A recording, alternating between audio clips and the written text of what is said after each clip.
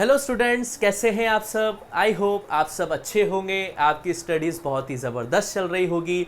मेरा नाम है इंजमाम खान। स्वागत करता हूं आपका हमारे शानदार यूट्यूब प्लेटफॉर्म जिसका नाम है FMI करियर इंस्टीट्यूट।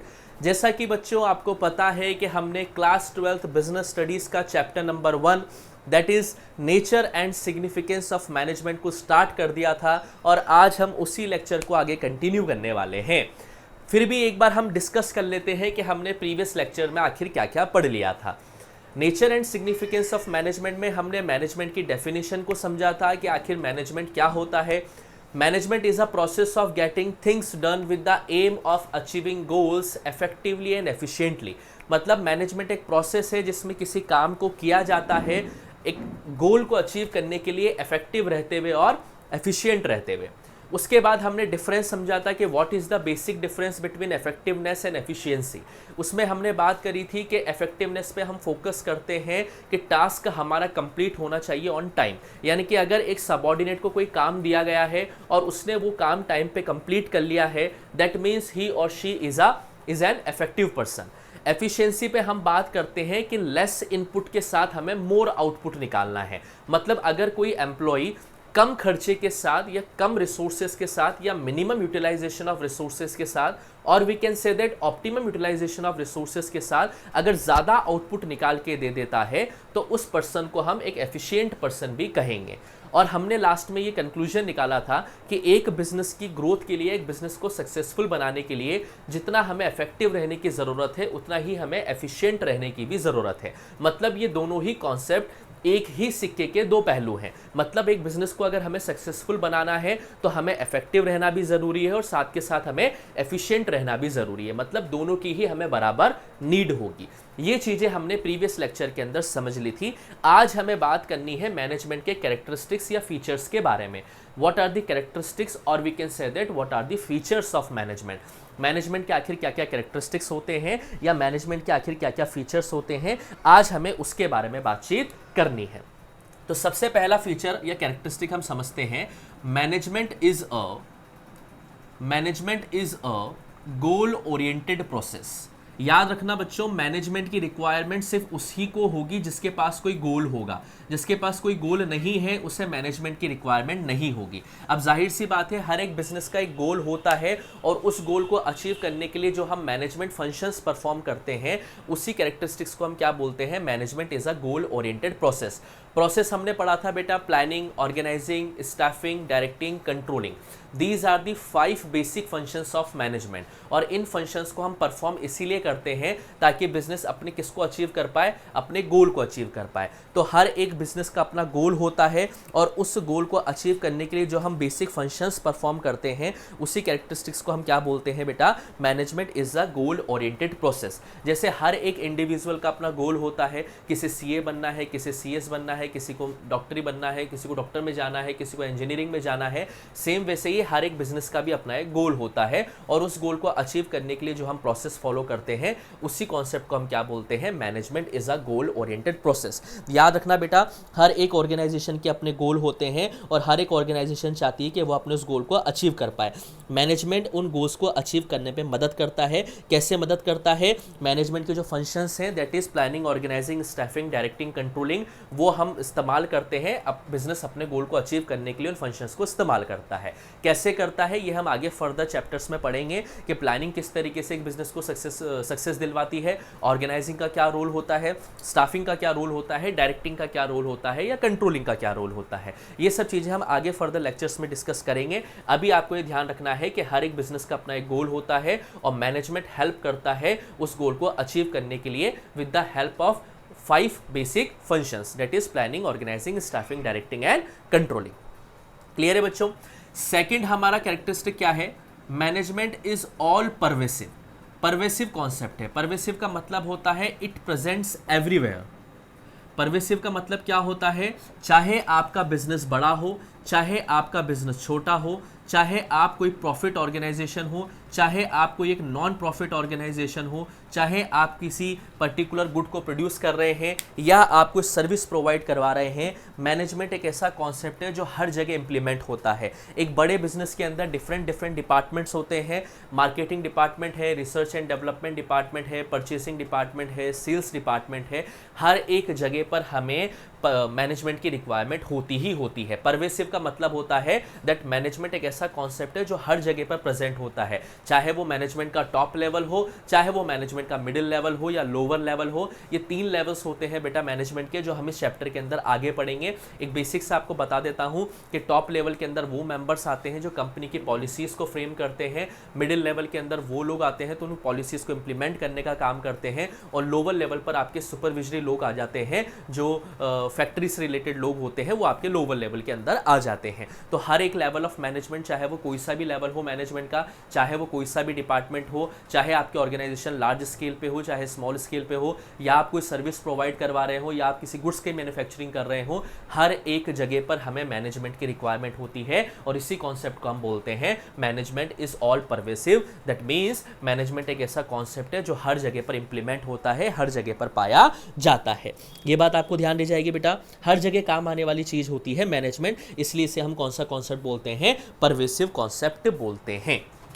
थर्ड आपको ध्यान रखना है, मैनेजमेंट एक मल्टी डायमेंशनल कॉन्सेप्ट है। देखिए मैनेजमेंट की हमने डेफिनेशन पढ़ी थी, management is a process, management is multi dimensional.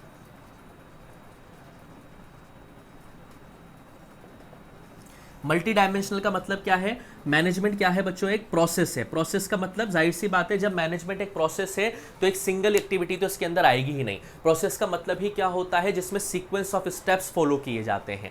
तो मैनेजमेंट क्या है, एक प्रोसेस है, तो जाहिर सी बात है प्रोसेस होगा तो ये एक सिंगल डायमेंशन पे तो फोकस नहीं करेगा। मैनेजमेंट एक मल्टी डायमेंशनल कॉन्सेप्ट होता है। तो कैसे होता है मल्टी डायमेंशनल, हमें 3 डायमेंशन यहाँ पे समझने हैं। एक होता है मैनेजमेंट ऑफ वर्क, एक होता है मैनेजमेंट ऑफ पीपल, और एक होता है हमारा मैनेजमेंट ऑफ ऑपरेशंस। देखिए इसको समझिए, मैनेजमेंट ऑफ वर्क का मतलब क्या होता है बेटा, आपने अपना बिजनेस जो सेटअप किया है उसको, उसका काम क्या है बेसिक। जैसे फॉर समझिए स्कूल क्यों सेटअप किए जाते हैं, स्कूल का मेन ऑब्जेक्टिव होता है, स्कूल का मेन काम क्या होता है, क्वालिटी एजुकेशन प्रोवाइड करवाना। हॉस्पिटल का मेन काम क्या होता है, हेल्थ फैसिलिटीज प्रोवाइड करवाना। किसी इंडस्ट्री का मेन काम क्या होता है, किसी गुड्स का प्रोडक्शन करना। तो यहाँ पे काम पे फोकस किया जाता है। एक पर्टिकुलर बिजनेस आपने जो स्टार्ट किया है, उस बिजनेस के अंदर आप क्या काम कर रहे हैं, उसको मैनेज करने का मतलब ही क्या कहलाता है, मैनेजमेंट ऑफ वर्क कहलाता है। यहाँ पे बात हो रही है मैनेजमेंट ऑफ पीपल की। पीपल का मतलब है यहाँ पे एम्प्लॉइज से, और एम्प्लॉइज जो होते हैं बेटा वो किसी भी ऑर्गेनाइजेशन के एक डीप एसेट होते हैं, संपत्ति होते हैं। आप चाहे टेक्नोलॉजी में कितने ही आगे बढ़ जाएं, आप चाहे कितने ही इनोवेशंस कर लें, अगर आपको लोगों से काम करवाना नहीं आता है तो आप अपने बिजनेस को कभी भी ग्रोथ नहीं दिला पाएंगे। पीटर ड्रकर की एक डेफिनेशन आती है, management is an art of getting work done by others. दूसरों से काम करवाने की कला ही क्या कहलाती है, मैनेजमेंट कहलाती है। अगर हमें एम्प्लॉइज से काम करवाना नहीं आया तो हम चाहे कितनी ही टेक्नोलॉजी को अपग्रेड कर लें, हम कितने ही नए नए प्रोडक्ट बना लें, हम मार्केट में सर्वाइव नहीं कर पाएंगे, क्योंकि एट लास्ट काम किसको करना है, एम्प्लॉइज को काम करना है। इसीलिए हम एम्प्लॉइज को किसी भी बिजनेस ऑर्गेनाइजेशन का एक इंपॉर्टेंट एसेट की तरह कंसीडर करते हैं। अब इनको मैनेज करना है, इनसे काम कैसे करवाएंगे, इनको हमें सेटिस्फाई रखना है, इन्हें हमें मोटिवेटेड रखना है। बहुत सारे तरीके होते हैं कि एम्प्लॉय को मोटिवेटेड रखने के, उसे सेटिस्फाई रखने के, ये हम आगे पढ़ेंगे। लेकिन आपको यहाँ पे बात करी जा रही है मैनेजमेंट ऑफ पीपल्स की, मतलब यहाँ पे एम्प्लॉइज की बात करी जा रही है कि हमें एम्प्लॉइज को मैनेज करना आना चाहिए, क्योंकि एट लास्ट हमें काम उन्हीं से करवाना है, और अगर वही सेटिस्फाई नहीं होंगे तो वो अच्छी तरीके से काम कभी करेंगे नहीं, और बिजनेस अपने टारगेट को कभी भी अचीव नहीं कर पाएगा। और लास्ट यहाँ पे डायमेंशन हमने क्या पढ़ा है, management of operation. Management of operation के अंदर ये दोनों आ जाते हैं, जिसमें मैनेजमेंट ऑफ वर्क और मैनेजमेंट ऑफ पीपल मिला के क्या बनता है बेटा, मैनेजमेंट ऑफ ऑपरेशंस बन जाता है। इसको एक स्कूल के एग्जांपल से हम समझते हैं बेटा। एक बेसिक एग्जांपल लेते हैं हम स्कूल का। स्कूल का मेन काम क्या होता है, क्वालिटी एजुकेशन डिलीवर करना, उसे हम क्या बोलेंगे, मैनेजमेंट ऑफ वर्क, क्योंकि स्कूल का काम ही है क्वालिटी एजुकेशन डिलीवर करना।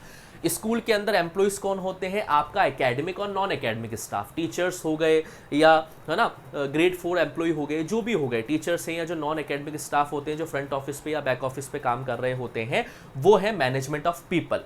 वो है कौन, हमारे मैनेजमेंट ऑफ पीपल। एक स्कूल के कॉन्टेक्स्ट में आपसे मैं बात कर रहा हूँ। ऑपरेशंस का मतलब क्या होता है, उसके अंदर काम क्या किया जा रहा है। काम का मतलब जैसे टीचर्स के जरिए एग्जाम कंडक्ट करवाए जाते हैं, पीरियोडिक टेस्ट बनाए जाते हैं, सेमिनार रखवाए जाते हैं, उससे हम क्या बोलते हैं, ऑपरेशंस बोलते हैं। बिजनेस के कॉन्टेक्स्ट में बोले तो रॉ मटेरियल्स को फिनिश्ड गुड्स में या सेमी फिनिश्ड गुड्स में कन्वर्ट करना ही क्या कहलाता है, मैनेजमेंट ऑफ ऑपरेशंस कहलाता है।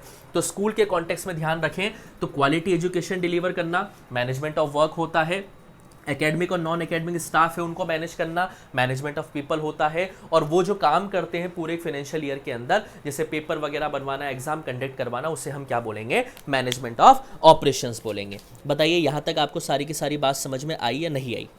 रेगुलर क्लासेस लेना, टाइम टाइम पे टेस्ट लेना, टाइम टाइम पे एग्जाम कंडक्ट करवाना, ये सब मैनेजमेंट ऑफ ऑपरेशंस का ही पार्ट होते हैं, क्योंकि इसके अंदर ये दोनों चीजें शामिल होती है। Paper banana management of work है, बना कौन रहा है, एम्प्लॉइज बना रहे हैं, तो इन दोनों को मिला के क्या बनता है, हमारा मैनेजमेंट ऑफ ऑपरेशंस बनता है। तो मैनेजमेंट एक कौन सा कॉन्सेप्ट है बच्चों, मल्टी डायमेंशनल कॉन्सेप्ट है, अलग अलग डायमेंशंस के ऊपर फोकस करता है। तो ये 3 कैरेक्टरिस्टिक्स आपको अच्छी तरीके से ध्यान रखने हैं।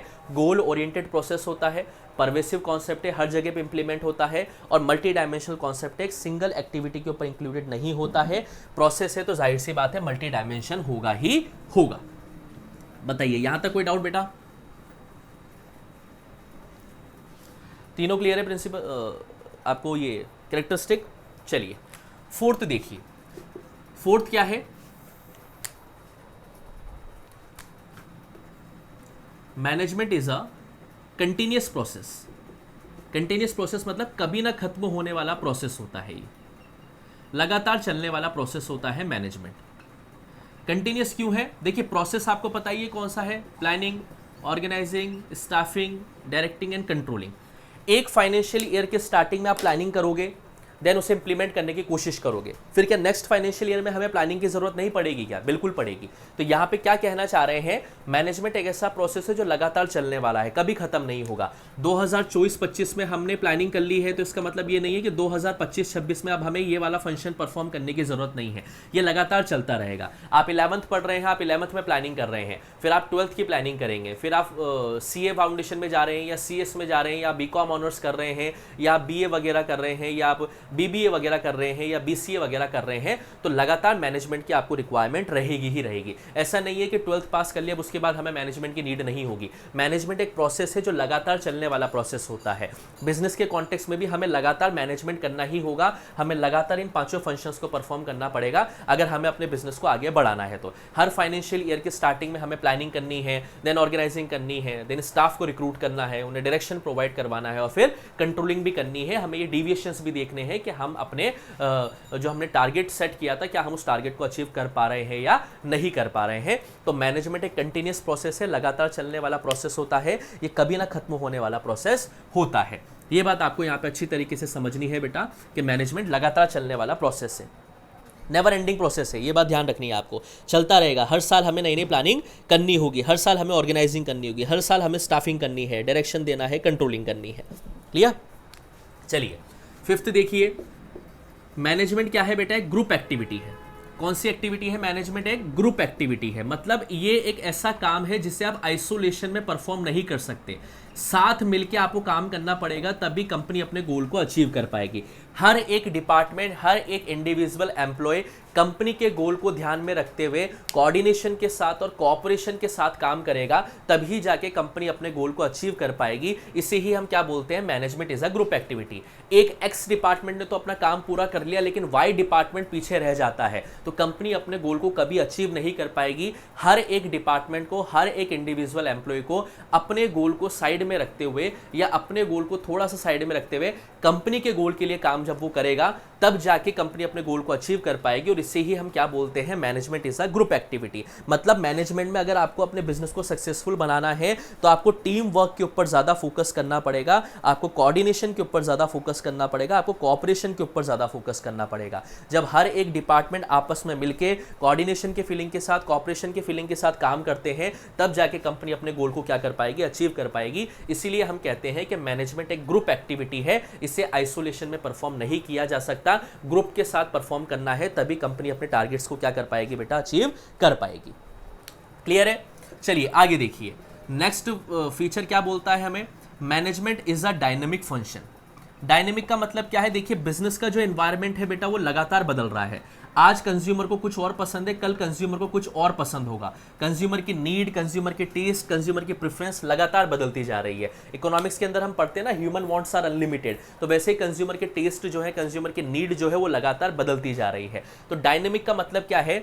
एक अच्छे मैनेजमेंट की निशानी होती है कि वो कोई भी चेंजेस आते हैं तो उसे वो एक्सेप्ट करने के लिए तैयार रहता है, घबराता नहीं है बदलावों से। आपको चेंजेस से डरना नहीं है, आपको एक्सेप्ट करना है। आपने एक चीज नोटिस करी होगी कि हम डोमिनोज वगैरह पे जाते हैं या मैकडोनल्ड्स वगैरह पे, मैकडी वगैरह पे बर्गर खाने जाते हैं हम, तो हर बार आपको कुछ ना कुछ नया यहाँ पे एक नए तरीके का बर्गर देखने को मिलता है, एक नए तरीके का पिज्जा देखने को मिलता है। क्योंकि अगर ये एक ही तरीके की, एक ही क्वालिटी का प्रोडक्ट अगर मार्केट में देते रहेंगे और आपके कॉम्पिटिटर ने कोई दूसरा प्रोडक्ट निकाल दिया तो आपका बिजनेस फेल हो जाएगा। पहले एक आलू टिक्की बर्गर आया करता था मैकडी का, अब बहुत सारे तरह तरीके के बर्गर आने लग गए हैं और हर एक महीने के अंदर 2 या 3 तरीके के नए नए इनके फ्लेवर्स या नए नए प्रोडक्ट इनके लॉन्च होते रहते हैं। कभी कौन सा बर्गर आ रहा है, कभी कौन सा बर्गर आ रहा है, कभी कैसा पिज़्ज़ा है, कभी किसके अंदर क्या है, कभी किसके अंदर क्या नहीं है। तो ये सब क्या है? ये डायनेमिक कॉन्सेप्ट ही है। लगातार वो क्या कर रहे हैं, उनको पता है कंपटीशन बहुत ज़्यादा है, मार्केट में बहुत सारे कॉम्पिटिटर्स बैठे हुए हैं। तो अगर आपको अपने बिजनेस को सर्वाइव करना है तो आपको चेंजेस करने पड़ेंगे, क्योंकि बिजनेस इन्वायरमेंट एक अनप्रिडिक्टेबल इन्वायरमेंट है। आप इसमें प्रिडिक्ट नहीं कर सकते। चलो ठीक है, थोड़ा बहुत अनुमान हम इसमें लगा सकते हैं, लेकिन 100% हम जो प्लानिंग कर रहे हैं वो सक्सेसफुल या गारंटीड रिजल्ट देगी, इसका कोई श्योरिटी नहीं होती है। तो यहाँ पे कहने का मतलब क्या है? बिजनेस का जो एनवायरनमेंट होता है वो डायनामिक है, लगातार बदल रहा है। सोशल फैक्टर्स बिजनेस एनवायरनमेंट को बदल देते हैं, पॉलिटिकल फैक्टर्स बदल देते हैं, लीगल फैक्टर्स भी बदल देते हैं। ये सब क्या होते हैं हम आगे पढ़ेंगे।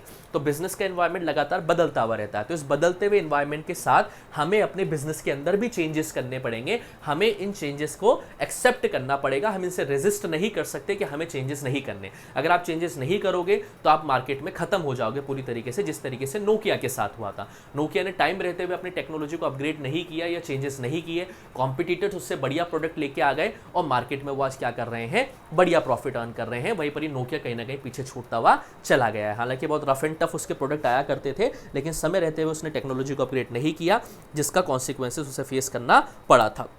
तो डायनेमिक आपको रहना है, लगातार अपने बिजनेस के अंदर चेंजेस करने हैं, क्योंकि कंज्यूमर के टेस्ट भी लगातार क्या होता जा रहा है? बदलता जा रहा है। और लास्ट फीचर आपको ध्यान रखना है, management is an intangible force. Intangible मतलब हर एक ऐसी चीज जिसे देखा नहीं जा सकता, छुआ नहीं जा सकता, सिर्फ फील किया जा सकता है। मैनेजमेंट एक इंटेंजिबल फोर्स है।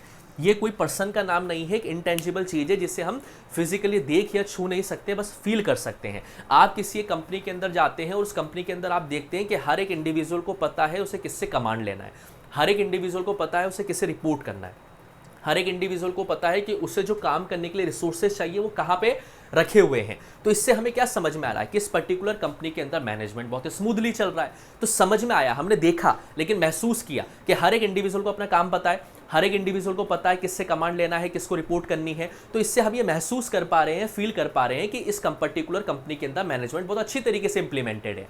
वहीं पर ही हम किसी दूसरी एक्स कंपनी में जाते हैं, वहां पे एम्प्लॉयज को ये क्लियर ही नहीं है कि किससे डायरेक्शन लेना है, किसको रिपोर्टिंग करनी है, जो काम करने के लिए रिसोर्सेस हमें चाहिए वो कहाँ मिलेंगे, कैसे मिलेंगे। तो इससे हमें क्या फील आएगा? वहाँ पे टाइम बहुत ज़्यादा लगेगा, कॉस्ट बहुत ज़्यादा बढ़ जाएगी। तो इससे हमें क्या पता लगेगा कि इस पर्टिकुलर कंपनी के अंदर मैनेजमेंट सही तरीके से इंप्लीमेंट नहीं हुआ है। तो मैनेजमेंट एक इंटेंजिबल फोर्स है, आप इसे सिर्फ फील कर सकते हो। एक ऑर्गेनाइजेशन के अंदर जितना स्मूथली काम होगा उतना ही वहाँ का मैनेजमेंट बहुत अच्छा होगा। हमें दिख रहा है कि हर एक काम करने का एक सही पैटर्न है, सिस्टमेटिक वे में काम हो रहा है, एक अच्छा वर्किंग एनवायरनमेंट है। तो इससे हम ये फील कर पाएंगे कि यहाँ पे मैनेजमेंट सही तरीके से इंप्लीमेंट हुआ है। वहीं पर अगर किसी कंपनी के अंदर कोऑर्डिनेशन हमें नहीं दिख रहा है, कॉपरेशन हमें नहीं दिख रहा है, टाइम बहुत ज़्यादा लग रहा है काम में, ओवरलैपिंग बहुत ज़्यादा हो रही है रिसोर्सेज की, तो इससे हम क्या फील कर पाएंगे कि यहाँ पे मैनेजमेंट सही तरीके से इंप्लीमेंट नहीं हुआ है। इसे हम क्या बोलते हैं? मैनेजमेंट एक इंटेंजिबल फोर्स है जिसे देखा या छुआ नहीं जा सकता, इसे सिर्फ फील किया जा सकता है। So these are the 7 characteristics of management जो हमने आज के इस लेक्चर में डिस्कस किए हैं। आई होप आपको इस समझ में आए होंगे। फिर भी अगर आपको कोई डाउट रहता है तो feel free to ask in comment section. कोई भी अगर आपको डाउट रहे तो कमेंट सेक्शन में मुझसे पूछो, हम वहाँ पे आपको जवाब दे देंगे। वीडियो अगर आपको पसंद आई है तो वीडियो को लाइक करना है, दोस्तों के साथ शेयर करना है, चैनल को सब्सक्राइब करना मत भूलना बच्चों, अपने दोस्तों के साथ शेयर कर देना। देना। नेक्स्ट वीडियो में हम बात करेंगे ऑब्जेक्टिव्स ऑफ मैनेजमेंट के बारे में कि आखिर मैनेजमेंट के क्या क्या ऑब्जेक्टिव्स होते हैं और मैनेजमेंट किस तरीके से पर्सनल, सोशल और ऑर्गेनाइजेशनल के ऑब्जेक्टिव्स को अचीव करने में मदद करता है। तो जल्दी ही मिलूंगा आपसे नेक्स्ट लेक्चर में। इसमें कोई भी डाउट हो तो कमेंट सेक्शन में पूछ लेना, वीडियो को लाइक कर देना। तब तक के लिए आप लोग पढ़ते रहें, मस्त रहें। Thank you.